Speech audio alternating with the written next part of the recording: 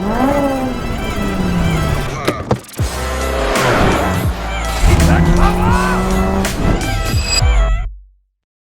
guys, welcome back to Kit Car Direct and MK Sportscars. Well, we threw some information out there asking for you to ask us, or me, Neil, the team, anything you like. Questions, yeah, about the cars, the company, anything you like, apart from our waist size. That's confidential. Yeah. But what we're going to do now is we're going to roll into that. Just to add to that as well, we have absolutely no idea what we're going to be hit with right now. We've got nothing, so we are going to be shooting from the hip on this one. So let's go for it. What you got? Right, the first question that came in was from an Instagram user, and it is, what does MK stand for? Ooh, it's a tough one because you find it in probably at the right time. It's good timing. It's good timing. Just a bit of a rebranding going up in here that we've had going on in the last few months. So Lewis, who's asking the questions, has been doing an excellent job, and it stands for Modern Classic Sports Cars. There we go. Modern Classic Sports Cars with a K. The second question that came in was, why should I choose you over a Westfield? Because we are going to deliver it to you. Well, that's the first thing. You will get it. You will get the car. And also, I think nowadays, where the brand is heading for us, we're very modern, very current, very innovative in what we're trying to do. We've got proven solutions out there, different engine choices. I think some of the companies, they offer like one choice of engine or two maximum. There's quite a plethora of different styles. So what are our engine choices? Let's go through them. Bike engine first, yeah, we've got bike engines. Westfield don't offer a bike engine package. They will only offer also, I think, Duratec and Zetec maybe. We do Honda, Mazda, Ford, Duratec. Yep. They don't know about the Duratec one, that's new, that's coming out. That's coming out as well. So engine options, we give much more. Also, in the terms of a race series, if you're looking for bike engines and things like that, we offer those kind of facilities, and it's such a track weapon. It's such a proven solution that we actually smoke a lot of these competitors around. How did we do on the Burkit? Yeah, you know. What is the Burkit? Yeah, the Burkit, 6-hour endurance race, smoking all of the caterhams and everything else in front of us. So why do you choose us? Because it delivers race-winning performance. Oh, I like that. That's good. I like that. Race-winning performance. The third question that came in was, do you have any cars built or for sale over in the USA? We have built many cars that have gone over to the USA, yes. We have, at the moment, as I sit here right now, to my knowledge, there's nothing for sale in the US, but there's nothing to stop you getting your spanners out and basically doing a build over in the US. We specifically designed one of the cars for the US market, which is the Miata-based car, because we know that there is absolutely gazillions of dead Miatas out somewhere that you can pick up on Craigslist or something like that. So we can do a car that is a left-hand drive car. We can do a left-hand drive motorbike engine car. We can do a left-hand drive Honda engine car. We can do a left-hand drive Miata engine car. We'll be able to do a left-hand drive Duratec powered car as well. Yeah. So Ford Duratec powered car. So the answer to that is, whilst I don't have anything right here, right now, there's nothing to stop you at home building one yourself. And you can't see it in the shop, but if you follow our YouTube channel, you'll see that there is loads of cars going out to America at the moment. We've got wooden crate boxes, which all conform to, I think it's IP60, which is the material that's used to freight them over. So we can get cars into the US absolutely no problem at all. But we're actively looking for a dealer out there. So if anybody out there is watching this and you're a dealer, interested in our brand, hook us up, phone call, email. We want to chat with you. The next question that came in was pretty perfect timing. When are we getting some new merch? When are we getting some new merch? It's as if we hadn't prompted that at all. We have new merch. New merch is available, it's coming. Lewis has been tasked with basically bringing out new merch weekly. So, you know, keep your eye on the website. You'll see all the new merch keep coming through. Watch out, Gas Monkey, that's all I'm going to say. Yeah, different designs, different things for different age groups as well. Yeah. Hoodies as well as sweatshirts and other things as well. All new cars from 2024, they will be all branded with the new merch and stuff like that. So yeah, good, exciting times. MK should really stand for exciting times. I bet it probably does in Greek or Latin or something like that. Right, the next question that came in was, are you looking into the possibility of making the cars road legal within Europe? The short answer is yes. Absolutely, absolutely. So our one stumbling block right here, right now, is the certificate of conformity. And whenever we try and get a car registered in a European country, nobody seems to know what we need to do for the COC. So I'm on a mission at the moment to get to the bottom of the COC for European cars. And it may be that we have to build the cars here and they're of a specific model or whatever, and then they go out to individuals. It's a homologation based. And so, yes, is it on the radar for 2024? You betcha. 100%. Yeah. Oh, so if anybody knows about the COC and there's anybody from local government or whatever watching this, please get in touch with me, because I am really struggling to find somebody who is an expert at this. Since you only need a few donor parts, is it an option to buy the individual parts, or do you need the VIN from the donor car? Well, there's two ways, depending which way you're building the car. Single donor vehicle, then yes, it's easier to use the VIN number from the car, because then you get age-related plate. If you don't, it's a Q plate, or brand new plate. No donor parts required, brand new registration. We offer 3 different options out to you guys. It depends where your budget sits and to build where you want to build and what type of car. So you want a brand new car, brand new registration, no donor parts required, absolutely no problem. This question was sent in from Instagram once again. I'm assuming they were talking about 0 to 60 within this question, but it says, how much would it cost for a sub 5-second car? How much would it cost? Sub 5 seconds? Well, that's a booster car, isn't it? The booster absolutely will kill under, in fact, it's under 4 seconds, I think it is. We're touching the 4 seconds mark. So a 5 second car. I think the Mazda car comes over just over that. So even the budget car that's like the 10 grand car is about 5.4 seconds. I think we've done it in somewhere around there. If you turbo it for an extra 3.5k, then you'll probably make it. The sort of 15 grand mark home built car will do sub 5 seconds and 140 miles an hour. So yeah, it's right up there with some we cover all cars. budgets from like 10k to 40k. So there's a massive spread there. There's bound to be something for somebody right in the middle there. And we can make a car be sub 5 seconds. I mean, it depends how.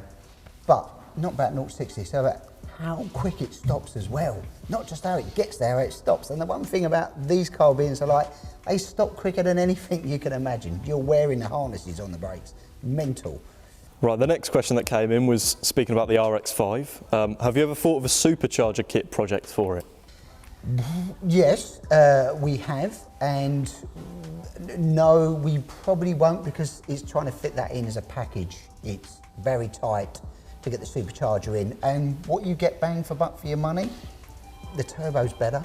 Don't we do enough options already? Yeah, we've got turbos, we've got K20s, we've got bike engines. The turbo delivers probably better bang for buck, which is why we went that route. Nothing wrong with the supercharger, it's just fitting them in and doing those. If you go down the sort of mini supercharger off of the mini sort of BMW mini supercharger, which a lot of companies do, you get about an extra 50 horsepower. It's not enough, I think, for the money you invest in it and the weight that goes into the car. Hence the reason we like to do the 100 horsepower plus turbocharger kits, and it counteracts the weight that goes into it as well. So nothing wrong with it, just that's our preferred solution. I know, Neil, you're going to enjoy speaking about this question, but do you guys ship internationally? I wonder. Well, funnily enough, yes, we do. If somebody wants parts, then you can order them on the website in your Jimmy Jams, and we'll just pop it in a box and it will go anywhere. We've pretty much got shipping rates for the whole of Europe, and then we do bespoke rates for rest of world. So that's easily done. Cars wise, or kits, yes, they go in a wooden crate, which are, I think it's IP60, as I said earlier. I think it's IP60 compliant timber that's used to make the crate up. They get shipped all around the world. If you want to buy bulk and you want a container, then we can do that. That's absolutely not a problem. We get the best prices we can for you. At the moment, air is cheaper than water. So that's me. If you're on the west coast of the US, air is actually cheaper than water because the Suez Canal is pretty damn pricey. So, not a problem. Right, the next question that came in is something we actually had quite a lot. I think I had 3 or 4 people saying the same question. Do you, or have you ever considered keeping the Mazda or Honda powered MKs so that they can be hired for people who can't afford them? That's a tricky one. So what happens if they bend it? You bend it, you mend it. Well, no, their insurance is It's really for that. insurance is the big thing. Sometimes, yeah, some companies do it, some companies don't do it. It depends on your insurance company and how they deal with that. It's not to say we won't in the future, but you know, we just got to jump through some hoops with the insurance companies because it's age groups and who can drive the car and some restrictions.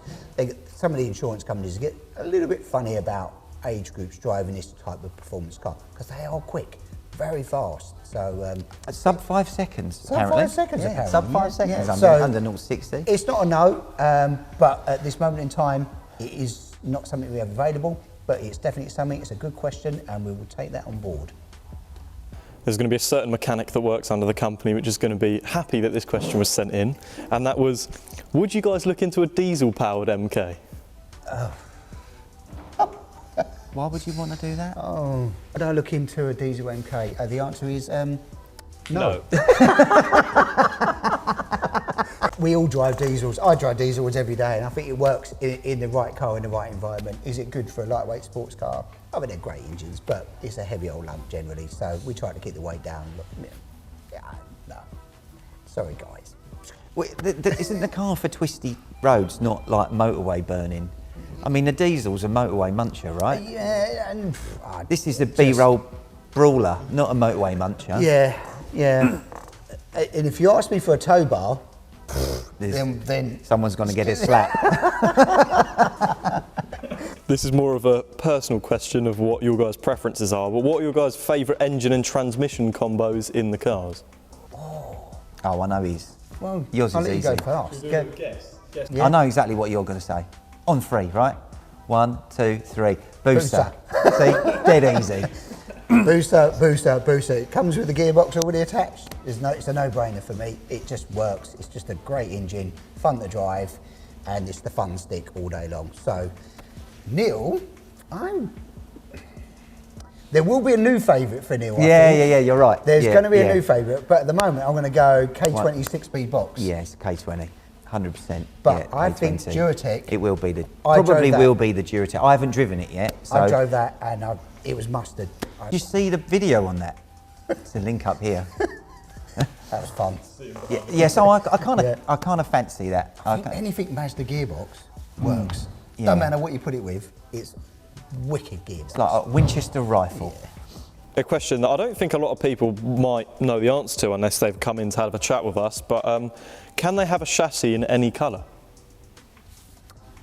I need to bang my head against the wall. Whoever's asked that question doesn't watch our videos, because about 3 weeks ago we did a yellow one, did we not? We did a yellow chassis. Yeah. So yes, we can do it. Yeah, we've done orange, we've done, orange, yellow, grey, silver, black, green, Kawasaki green. We've done all manner of things. We tend to stick with black because it complements the colour schemes of the car. What we have done in the past, and if people have seen the white K20 car that we built with the red, that looks like it's got a red chassis, we've done the bits that you see in the colour that people want. So for instance, the chassis is black, but the front wishbones, push rods and rollover bar, the bits that you see, they're all done in a specific colour. And the idea is that if somebody wants to sell that car in the future and the new buyer doesn't like it, it's really easy to unbolt them bits and pieces, pop them back into powder coat, maybe black them or a different colour them, and then put the whole thing back together, and you've completely transformed the whole car. So, but we'll go back to the short answer. Yes, we can. Yeah, we can. Long-winded way round there, but yeah. Next question that came in was speaking about the MST Mark 1 Escort, whether we would try and build a chassis like what they've done over there. Well, that isn't a chassis, is it? It's a complete car. It's an aluminium panelled complete car. So, would we do that? I mean, it's not nothing's on the realms of possibility, but they've sewn that market up, and it's a great little product. It is a terrific car. That the guys they've launched out there. I think they're even doing a Metro one now as well. They're doing a 6R4, aren't they? Yeah, I've seen that. Things, and but yeah, have I got enough years left in me to do it? I'm not sure I have, but you never say never. We have got a different bodied car possibly coming in 2024, like a full-bodied car coming in 2024, which is a bit of a halfway house from doing the Mark 1 Escort. But there seems little point in us trying to recreating the Mark 1. That's kind of been sewn up now. Yeah, by would I have one in those my guys. garage? Oh yeah. Oh, well, would you drive it though? No. Would you just sit and polish it and look at it? Yeah. Me too. Yeah. This is a bit of a silly question. Okay. Can the engine cook a chicken? Stop it. Get some help. Don't know. If somebody wants to do a silly YouTube video, then And send it in. It'd be hilarious. Yeah. Then feel free, be my guest, but it's not something that we're going to do here. If you'd have said a steak bake, then we might have, you know. Might have gone in there. All right, so if I was to order a kit tomorrow, what wait time am I looking at? You are looking at about 12 weeks. Yeah. About 12 weeks. 12 weeks, then you get the call, then you organising collection or delivery. So, you know, in that realms, could be 1 or 2 weeks. Right, the final question which was sent in was, when will you start selling the K20 Turbo Kit?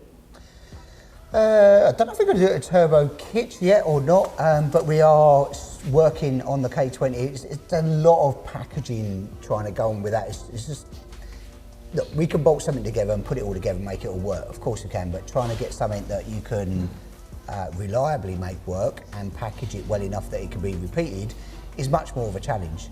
One-offs are easy. You just throw them together, you don't need it. But when you're trying to do something that's productionised and make it work, it's a little bit longer. But that will definitely be out for Q1 in 2024. Definitely one. You know, there's no reason why that won't be sort of ready and rolling and around then sort of built. And you know, we wanted to get it to the shows next year and show some people something a little bit different. So, and it's going to be a monster, an absolute monster. Yeah. 400 horsepower in a go-kart. Yeah, it's crazy. Spare pants. Well, we need to put pants on our merch. Yeah. For 400 horsepower cars. Yeah. Or if you're in America, That's it. New underpants. merch, pants. Pants.